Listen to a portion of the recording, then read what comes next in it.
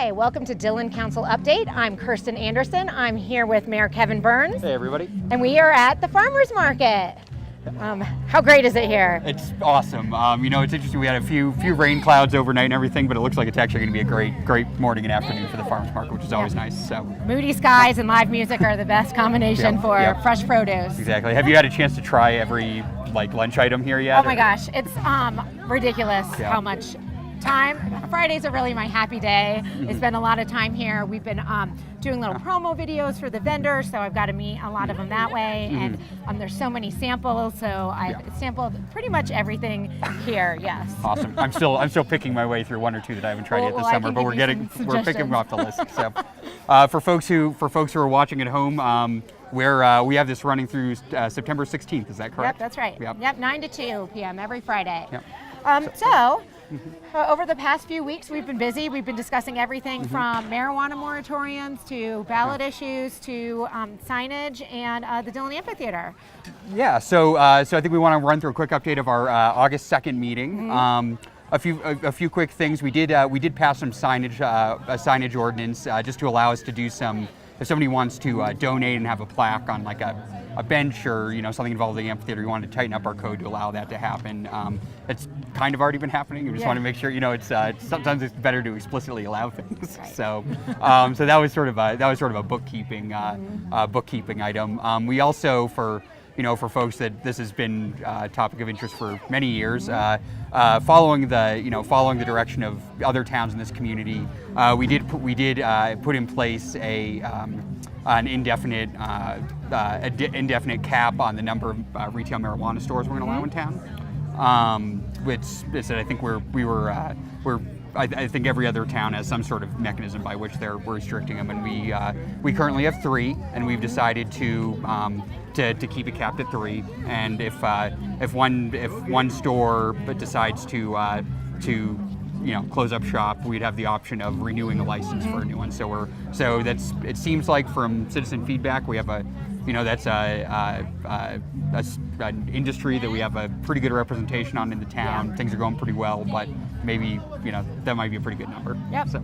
seems good with 3 for sure. So another topic that we've been just really engaging with the community on is the amphitheater. Right. And we had a big meeting on the 2nd. Walk us through what that was like. We had the architects up. We had community members out. Yeah. So for anyone who watches this programming regularly, we've talked about the amphitheater before. We've had meetings on it before, and at our work session on the 2nd, the most recent landmark there was that we as you said, we had the architects up, and we actually we went to the existing amphitheater site, plotted where the new improvements would be. You actually kind of put taped markers out so we could visually see what would happen. We'd also directed our architects to come up with some visual renderings to see what to do sort of the compare contrast. Right, what so does it look like now? Elevation difference. Yeah, exactly. And that was for me, I'm a visual guy. I look through all these plans and you see the numbers and you're like, I have.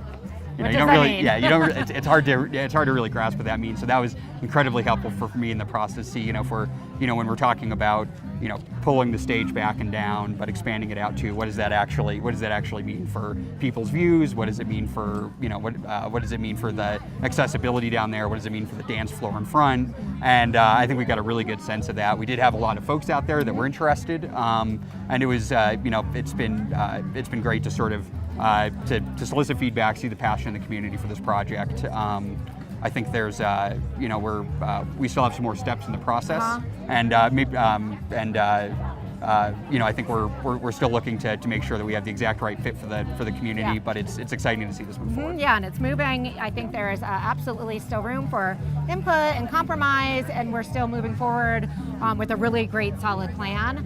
For me, I was really pleased to see, when you looked at the roof line and it was peeking up like this over, the street in the before picture, and then it was just barely, peeking up on the other side, but really not making a huge impact. And you certainly saw as we expanded, you see some effect to people within the amphitheater, but once you're sort of middle of the amphitheater, certainly on the road, it really didn't touch that view of the Gore Range or buffalo, that we love so much Yeah. down there. Yeah, absolutely. Through this process, I've gathered a couple of sort of frequently occurring questions that I thought maybe we could address here. Yeah, absolutely. So great. Yeah. So the first one I hear is this idea that we've been very clear that we want to increase the loading and unloading capabilities and improve the back of the house, and part of that is to be able to provide more diverse programming and also to be able to provide or draw bigger name acts.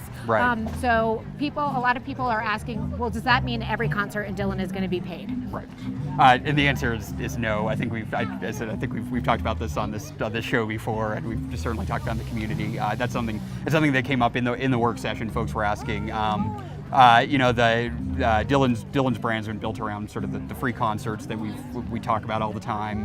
That's something that that's something that differentiates us from all the other communities around, that we offer this high quality experience, and it's free. You can come with the family. It's really unique for up here, and that's something that that there's no intention of supplanting or displacing. I think the thinking with the improved, the thing that's a challenge of this amphitheater venue is that right now, we have some great, we have incredible weekends, and we do some really fun programming on weeknights, for example, that draws sort of a small but dedicated base. And the thing is, how do we mix that up a little bit? Create, maybe there's a chance to activate bringing in an orchestra on a Wednesday night, or maybe there's maybe bringing in a play on a weekday, or a Sunday afternoon children's entertainment that right now that we just don't have the facilities to be able to accommodate. And I think it's interesting to talk to you talk to folks and they say, like, we love the Friday and Saturday night concerts. You go around and you hear some folks that say, I never showed up at one because that's just not what personally interests me. And we are trying to provide different cultural experiences for folks in the community, as well as our guests, and creating renovating some of our existing facilities is a great way to do that. Great. Well, so we all know taste is subjective, so getting everyone to agree on one design is near impossible. We hired Sync Combs Death Labs, and they're out of Denver. They've done work on Red Rocks. They did the new Welcome Center there. They've done, they have a great portfolio. And so we've heard really positive and also some questions about why the modern design. Yeah. Well, I think we are trying to update and modernize Dillon to some extent. It's we have this great opportunity to look at our program, to look at our buildings, look at the aesthetic for the town over the next of not just 1 to 5 years, but over the next several decades. And I think that there's there's interest in looking a direction that would be forward-looking and really try to accommodate our needs over a long span of time. I think that we have a lot of great we have a really great classical look in a lot of the town, and I think that over time we have been working on we have been looking at design standards throughout the town. Yeah. We have been looking at ways that as new development occurs in the town, how are we going to bring that up into the 21st century? And I think that I think it's important as a town that when we're asking folks who are going to come in and invest money and redevelop in our own downtown to revitalize the core, that we're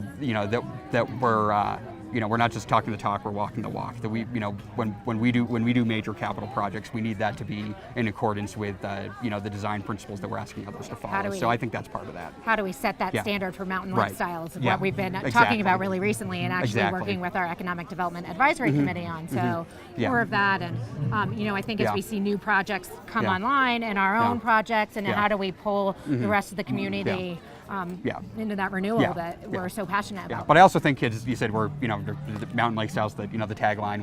We are committed to being this is a beautiful mountain community. We are on the lake. This isn't Denver. This isn't even some of our other mountain communities. We're trying to find something that is uniquely Dillon, and I think that embracing some of that level of change is appropriate. But we also we're here to be on the lake, and that's I think that we're whatever we approve has is going to be reflective of the fact that we're all here to hang out on a lake in the mountains. Absolutely. So, That's where I like to be. Yeah, exactly.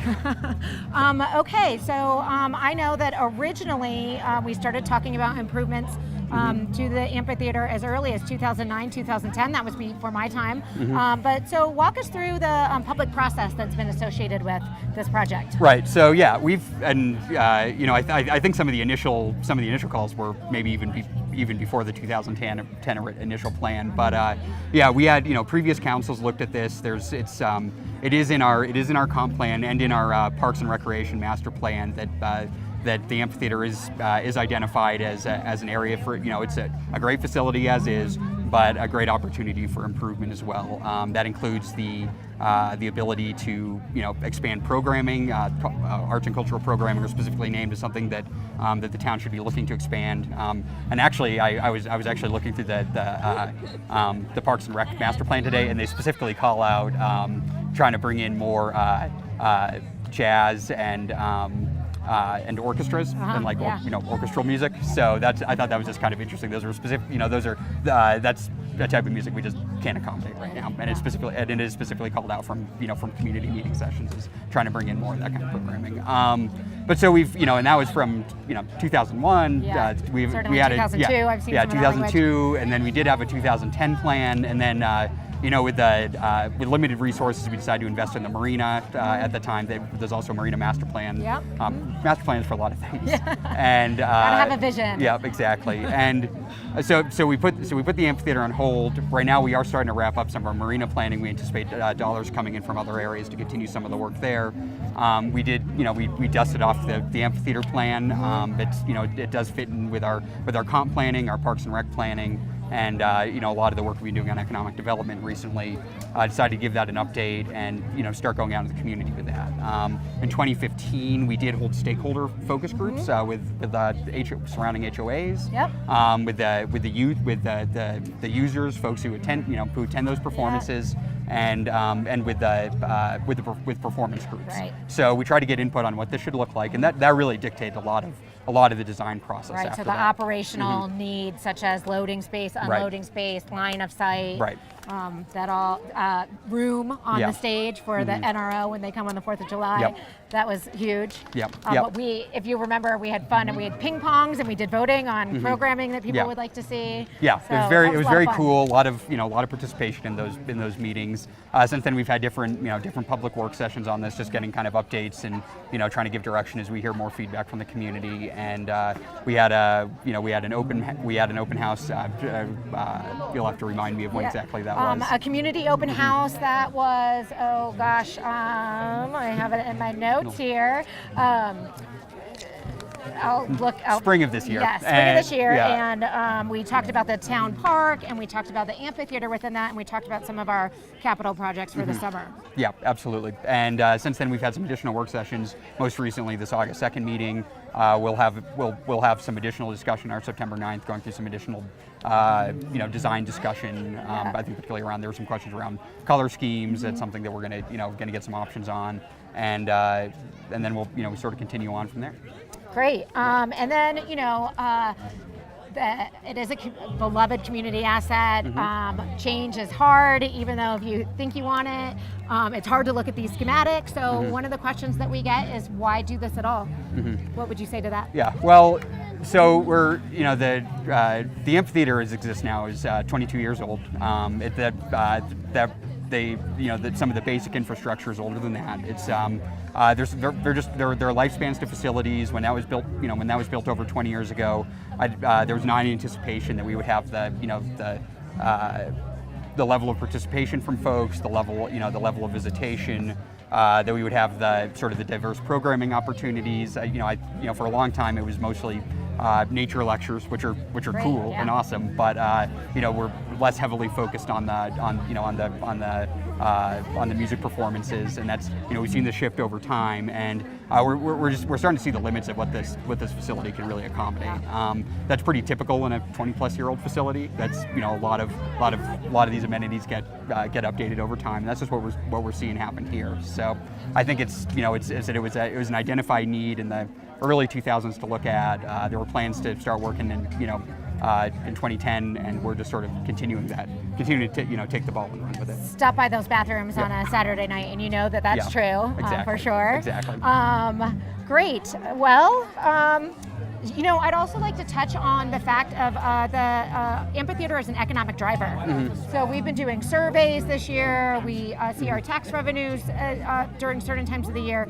And what we're seeing is that people are coming to the amphitheater. They're coming with families in groups of about 3.2, and they're spending money while they're here. So we're also seeing the businesses reflect that in their tax revenues. So talk a little bit about the belief that by investing in this resource, that helps drive the core area. Right. So you know, one of the as you say, we've been doing surveying, we've been checking with businesses. There's definitely a correlation between being able to bring people downtown and having them stick around. I certainly don't believe that that just doing an amphitheater renovation is the only thing necessary to do some of the redevelopment people are looking for. We're doing a lot of other work that folks who watch the show have heard about, but that lakefront area is sort of it's a key asset for the community. It's why we live here. It's why people come to visit here, and we found that when you can find ways to entice people in, they come in and they stick around. And I think there's a huge value in having sort of we're primarily sales tax driven community. The ability to increase our, to be able to make a Thursday night busier for our local restaurants, or have people stopping in at city markets to pick up some food on their way in or out of a concert, throughout those summer, spring, summer, and fall months. Gives us a huge opportunity to increase resources to do more improvements on our other parks, to be able to do some of the maintenance. We were just talking about earlier in the program, to be able to provide different different and improved levels of service. There's the ability to sustainably grow that kind of that annual tax base is absolutely huge for us. And I think that when we combine this with some of the other work that we're doing in town, some of the Gateway project redevelopment, some of the downtown economic development work that we've been working on, I think over the next 5, 10, 15 years, you're going to everything's going to work together to create some major to be able to really drive the town to be able to have the resources to provide for the residents. Right, and I'd say, we have our resident services here for the Dillon community, and what strikes me in a lot of our meetings is talking about how we contribute to greater community Summit County resources. Right. So that's just another aspect of that positive growth. Yeah, absolutely. All right, well, speaking of concerts, what are some of the best concerts that you've seen? Yeah, so I really liked Slim Cessna's Auto Club. I know I'm probably in the minority of people who are watching this. I'm just going to say it right now. I get it. An acquired taste. Acquired that's taste. Right. We know our mayor is eclectic. But and that's what it. And I think Bonfire Dub was awesome. It just kind of stood out for me. I try to swing by almost every Friday and Saturday night show if I can, at least check it out. It's been a fun, diverse mix this year, which is really cool. There's been something for everyone, and it's reflected. It's been packed, and you see familiar faces and new faces, which is really awesome. And that's the goal, right? Yeah. Be really true to our community, bring in more people to just understand what's so great about Dillon and have a great time while doing it. Yeah. So upcoming, we have the Band of Heathens tonight, which is going to be really fun. Saturday night is a roots rock band, super fun again. The Samples will be coming yet. Always a favorite. The Machine is coming back the 27th. The Flowbots will be here, so that's gonna be cool. We still have a lot of great bands on the lineup. Yep. And then we'll be wrapping up the season with the September 10th 106 West Triathlon. Yeah, that's going to be exciting. Make sure to get your mail on the 9th. Yeah. Oh, this Saturday the 13th, speaking of the nature talks and all of that, we're doing the August 13th, we have Welta a Dillon, and we're doing an afternoon concert with that, which is a widespread cover band. So that'll be really fun. And then on the 4th of September, we're doing our final movie night. We're partnering with the Boy Scouts, and we're bringing Hot Quest, speaking of those nature nights. So they're going to come and do that'll a live really demonstration. Yeah. And then that'll be followed by the new Jungle Book, so the one that was just recently out in theaters. That'll be super fun. For all that, you can go to townofdillon.com. Just revamp the website, which is really cool. A lot of things are easier to access. If you want to get a hold of me or anyone else on town council, you can find our contact info there. And if there's any questions or you're just looking for the next bit of programming, we still have quite a bit of it. So. Thanks for joining us. Thanks.